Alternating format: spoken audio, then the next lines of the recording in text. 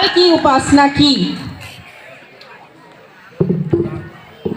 और उसे दंडवत किया, और उसने बाल का एक भवन शोमरोन में बनवाकर उसमें बाल की एक वेदी बनवाई।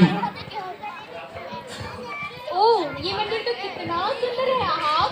मेरी प्यारी रानी के लिए एक सुंदर मंदिर। मुझे आशा है कि अब तुम्हें तुम्हारे घर की याद नहीं आएगी। तुम अपने बालेश्वर की आराधना यही कर सकती हो। क्या बाल की आराधना मैं अकेले करूंगी? आहाक, मैं उब चुकी हूँ तुम्हारी प्रजा की बातें सुन के कि एक ही जीवता परमेश्वर है यहोवा। मेरी प्यारी रानी, तुम्हारे बालेश्वर की आराधना पूरे इस्राएल में की जा रही है। तभी अचानक एक आवाज सुनाई देती है। राजा आहाब, कौन है? महाराज, एलिया नबी आए हैं। किसकी जरूरत जो इस्राएल के राजा को ऐसी आवाज से पुकारे? तुम लोगों ने प्रभु की दृष्टि में पाप किया। तुमने बाल के लिए, जो कि एक झूठा ईश्वर है, मंदिर और वेदी बनाई। तुमसे पहले जितने भी राजा हुए उनसे अधिक बुरा करके इस्राएल के परमेश्वर को क्रोध दिलाया है। नबी, मैं इस्राएल के परमेश्वर के जीवित परमेश्वर का सेवक हूँ और यहोवा का नाम लेकर कहता हूँ कि बिना मेरे कहे वर्षा नहीं होगी। इतना ही नहीं, भूमि पर रोज भी नहीं पड़ेगी। जाओ जाओ, हमें बारिश की दिखाई कोई जरूरत नहीं है। नबी, तुम्हें क्या लगता है वो बाल का मुकाबला कर पाएगा जो खुद मौसम का ईश्वर है? बाल की आराधना से बारिश हो जाएगी, मत घबराइए। बलिदान बढ़ाओ जब तक बारिश ना हो, और जिसकी वजह से बारिश रुक गई है उसको मेरे सामने ले आओ। हर जगह तलाश करो, लेकिन एलिया को मेरे सामने उपस्थित करो। यहोवा का कोई भी नबी नहीं बनना चाहिए, सबको मार डालो। हे एलिया, हाँ प्रभु। पूर्व की ओर किरत नाम नाले में जा, जो यरदन के पूर्व में है, और वहीं छिप जा। जो आ गया मेरे प्रभु। इस प्रकार यहोवा की आज्ञा के अनुसार एलिया किरत नामक नाले में जाकर छिप गया, और कौवे उसे सुबह शाम रोटी और मांस खिलाया करते थे।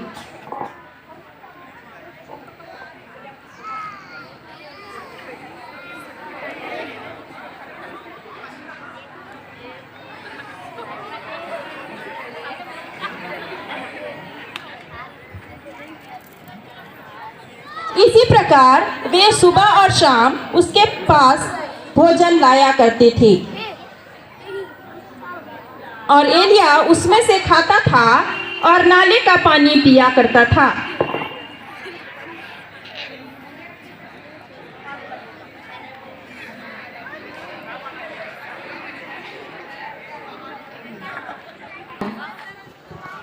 हे एलिया, हाँ प्रभु। चलकर सीदोन के सारपत नगर में जा और वहीं रह। सुन, मैंने वहां एक विधवा को तेरे खिलाने की आज्ञा दी है। जो आ गया प्रभु। वह सीदोन के सारपत नगर में गया, और जब वह नगर के फाटक के पास पहुंचा, एक विधवा लकड़ी बीन रही थी। सुनो तो, किसी बर्तन में थोड़ा सा पानी ले आना। ठीक है प्रभु के भक्त, मैं अभी लाती हूँ। सुनो, एक रोटी भी लेकर आना। तेरे परमेश्वर यहोवा के जीवन की शपथ, मेरे पास एक ही रोटी नहीं है, केवल घड़ी में मुट्ठी भर मैदा और कुपी में थोड़ा तेल है, और मैं एक तो लकड़ी के लिए जाती हूँ जिसमें हम पकाए खाएं और मर जाएं।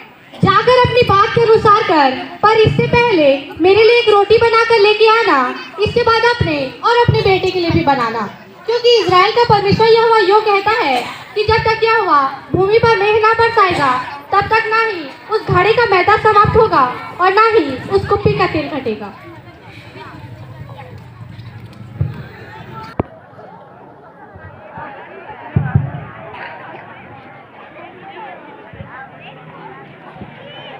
के अनुसार जो उसने एलिया के द्वारा कहा था, न तो उस घड़े का मैदा समाप्त हुआ, न उस कुप्पी का तेल घटा, और वह उसका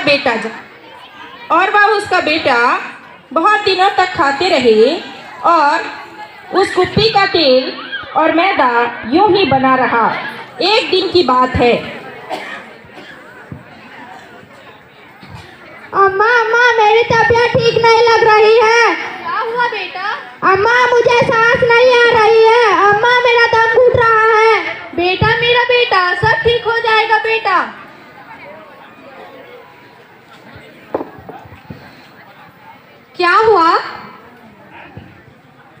हे प्रभु के भक्त, क्या तुम इसलिए आया है कि मेरे बेटे की मृत्यु का कारण बने और मेरे बाद में स्वयं दिला?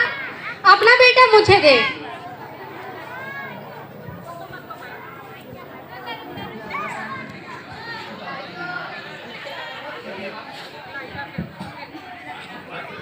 हे मेरे परमेश्वर यहोवा, क्या तू इस इस्बाह की बेटी को मार डालकर जिसके यहाँ मैं टिका हूँ इस पर भी विपत्ति ले आया है? हे मेरे प्रभु, इस बालक का प्राण फिर से इसमें डाल दे।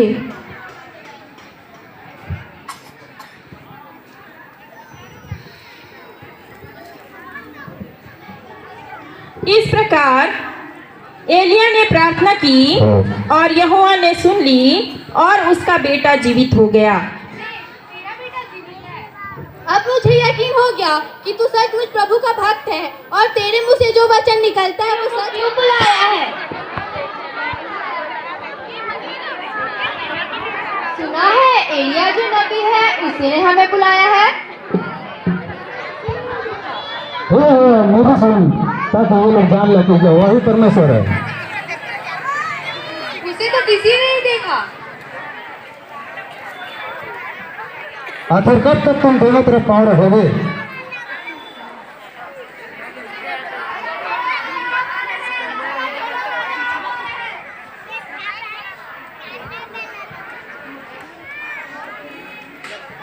मुझे नहीं पता कि एलिया के मन में क्या चल रहा है, लेकिन मुझे आशा है कि तुम चुनौती के लिए तैयार हो।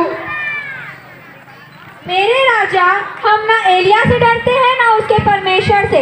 हम चुनौती के लिए तैयार हैं। शाबाश। यदि जो वो प्रभु है तो उसकी उपासना करो, यदि बाल प्रभु है तो उसकी आराधना करो। पर देखो तो बाल के 4 से नबी है, मैं ही केवल यहोवा का नाम बचा हुआ। हमारे लिए दोपहर ले आओ और वेदी पर डालो, पर हाँ, आग लगाना मना है। मैं भी ऐसा ही बलिदान चढ़ाऊंगा पर आग नहीं लगाऊंगा। और फिर तुम अपने देवता से प्रार्थना करना और मैं अपने यहोवा से प्रार्थना करूंगा, और जो परमेश्वर आग गिराकर उत्तर देगा वही सच्चा परमेश्वर होगा।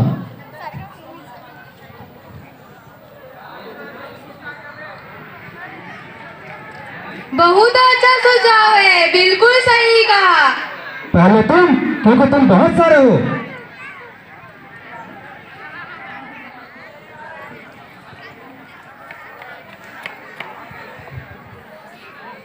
तब बाल के नबियों ने वेदी बनाई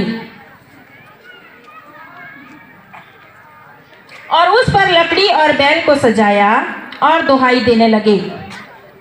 हे बाल, हम तेरी आराधना करते हैं।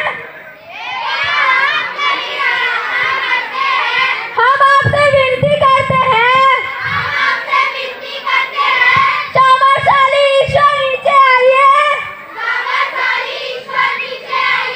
अग्नि को इस बलि वेदी पर आने दो। हे बाल उतर आओ। अग्नि को इस बलि वेदी पर आने दो। हे बाल उतर आओ। हे बाल उतर आओ। हे बाल उतर आओ। हे बाल उतर आओ। हे बाल उतर आओ।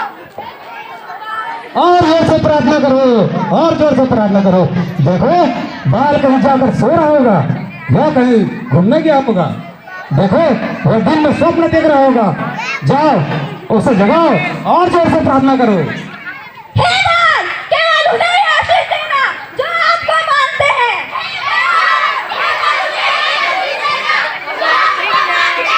हे बाल, हम आपको पुकारते हैं, हमारी सुनो। हे बाल, हम आपसे विनती करते हैं, हमारी प्रार्थना सुनो। हे बाल, हम आपको पुकारते हैं, हमारी सुनो। हे बाल,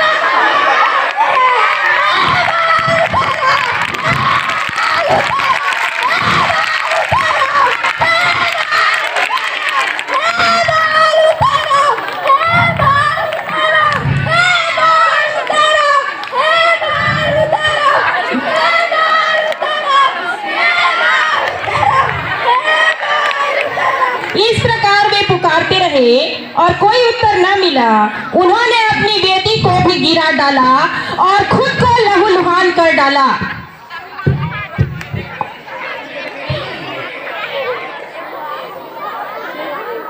लेकिन सुबह से शाम हो गई, कोई उत्तर न मिला। हे बाल उतारा, हे बाल उतारा, हे बाल उतारा, हे बाल उतारा, हे बाल उतारा, हे बाल उतारा, हे बाल उतारा, हे बाल उतारा, हे बाल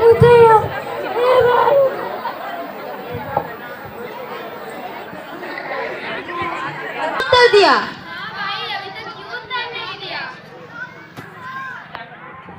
जाओ 4 मटके पानी ले आओ और वेदी पर डालो और 3 बार ऐसा ही करो। एलिया ने अपनी वेदी बनाई और इस्राएल के 12 गोत्रों के नाम के अनुसार 12 पत्थर छांट कर रखे और यहोवा से प्रार्थना करने लगा। हे इब्राहिम, इसहाक और इस्राएल के परमेश्वर यहोवा, आप ही प्रकट करें कि आज इस्राएल में यहोवा आप ही हैं और मैं आपका दास हूँ, और प्रकट करके मैंने यह सब काम आपसे वचन पाकर किया है, और प्रकट करें कि मैंने यह काम सबसे आगे किया है और इस वचन को द्वारा आपका आशीष मिले। बाल के पुजारी तो सूखी वेदी पर आग नहीं लगा सके, तो क्या एलिया इस गीली वेदी पर आग लगा सकेगा? हे इब्राहिम, इसहाक और इस्राएल के परमेश्वर यहोवा, आज यह प्रकट करें कि इस्राएल में यहोवा आप हैं और मैं आपका दास हूँ, और मैंने यह सब काम आपसे वचन पाकर किया है, क्योंकि आप ही मनुष्यों से उनका मन लौटा लेते हैं।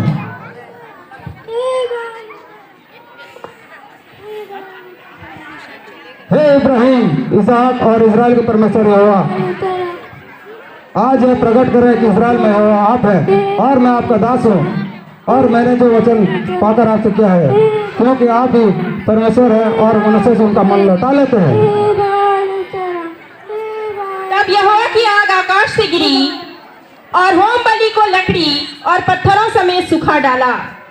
यह देखकर सब लोग मुंह के बल गिर पड़े और बोल उठे,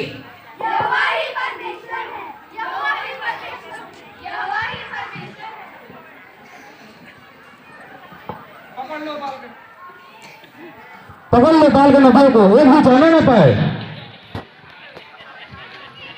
तब इस्राएलियों ने सबको पकड़ लिया और एलिया ने उन्हें किशोन नामक नाले में ले जाकर घात किया।